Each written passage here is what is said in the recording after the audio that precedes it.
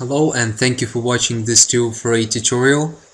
As promised, in this lecture we will return to our main scene. Our scene is loaded and our screenshot is super tiny. I will double click on our sample screenshot so we can zoom in on it. It is a useful shortcut. If you would like to take a look at a particular game object, you can just double click on it and it will appear in the center of your scene view. As we know from our previous lectures, to start working with UI we have to create an empty canvas. So I will go to this context menu and hit create UI and select a canvas. The same two lines appear, and when I double click on the canvas, it might seem that our screenshot has disappeared, but we can still see it in our game view. What has actually happened is that when the canvas is created, it is much bigger than all the elements in our scene, because 1 pixel on our canvas equals 1 unit in our game, and 1 unit in our game usually equals about 100 pixels. So basically our canvas is about 100 times larger in scale than all the game objects in our game. At first it might seem really confusing, but actually it's really helpful, because while working with the canvas we will not see all the little game objects like our characters, the general layout of our level, and we don't want it to get in the way of us designing the UI. So right now what I'd like to do is I would like to grab our screenshot and change its size to make it appear side by side with our canvas in our scene view. I can go to the inspector and there is this component called transform, and I can play with our screenshot scale, so I can scale it to 100. And we can see that 100 might be too much, so I'll try 50 and 50 in Y direction. And now I can drag our screenshot and place it beside our game view. Another cool thing is that when I resize the game view, we can see that our canvas also changes its dimensions in our scene. This is happening because our canvas is set to screen space overlay, and this game view takes the role of our screen for now. This canvas is automatically resized when we change any dimensions of our game view.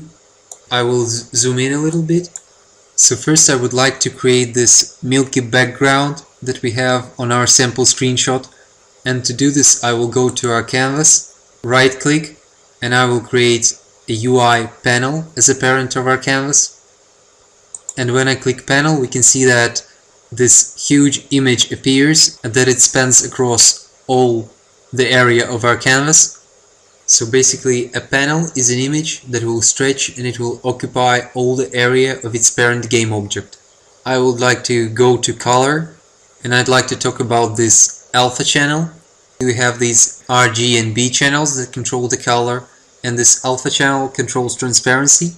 So right now the transparency of our panel is set to 100, which is this semi-transparent white color. I can drag this slider and make the transparency equal to 0, which will make our panel disappear completely. Or I can make it 255. This will make our panel absolutely filled with color, so that we cannot see anything through this panel. And that's exactly what we want. So I will now close this color window. And near this color field on the image script there is this little color picker tool that we can select and pick a color that we want our panel to be. What's interesting is that we can pick any color from the screen, so we can pick even the colors from the Unity interface. So I can pick this dark color from the bottom of the inspector, but right now I want our panel to become of this milky color that we have on our sample screenshot. So I will click on that, and it seems that we have done everything right, but for some reason our colors don't match perfectly. So I can zoom in a little bit and grab our screenshot and drag it a little closer to our panel, and we can see that yes, the colors seem to be different. This is happening because in this image script that is attached to our panel there is this field called the source image. Unity has a set of these default sort images that we can select from.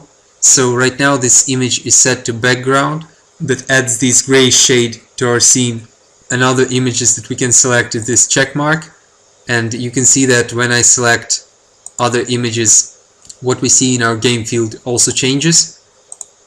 And in this case I would like our panel not to have any image at all, so I would like it just to fill our canvas with solid color. So I will select none, and this way it just becomes this solid bright color that we have on our sample screenshot. Colors fit perfectly. I can zoom out. So we have created a background for our game. Another element that I'd like to create in this lecture is this title that says 2048, and right now it will make sense to parent our title to our newly created panel. So I'll go to Panel, right click, go to UI and create a text, and this text currently says New Text, and I can change that. I can go to this text property and I can type in 2048. With text we have all these different settings that we can change, but right now I'd like to talk about one setting in particular that is called Best Fit, and when I enable that our font becomes bigger. It's happening because Best Fit is an option that we can enable to make our font stretch and occupy the rectangle that it is in. So when we disable and enable Best Fit, we can see that these two new properties called minimum size and maximum size appear, and they specify the minimum and the maximum size of our font. So let's make our maximum size to 100 so that we make sure that our title is always nice and big. And I will also resize this text box and drag it here on top of our panel so that it sits where our game title should be. In the next video I will create all the other game objects that we should have in our scene. So I will create these score and high score HUDs that will show us our respective scores, and I will create this new game button. I will also add these two texts. First one that says join the numbers and get to the 2048 tile, and another is the text that we have in the bottom of our screen. And I will also add a background for our game field. For now we will not add any tiles to our game field, but at least we can place its background as a placeholder for the game field. So in the next video I will continue to assemble the layout that we have on our sample screenshot, and I will continue adding new UI elements to our scene. But for now, thank you for watching and see you in the next video.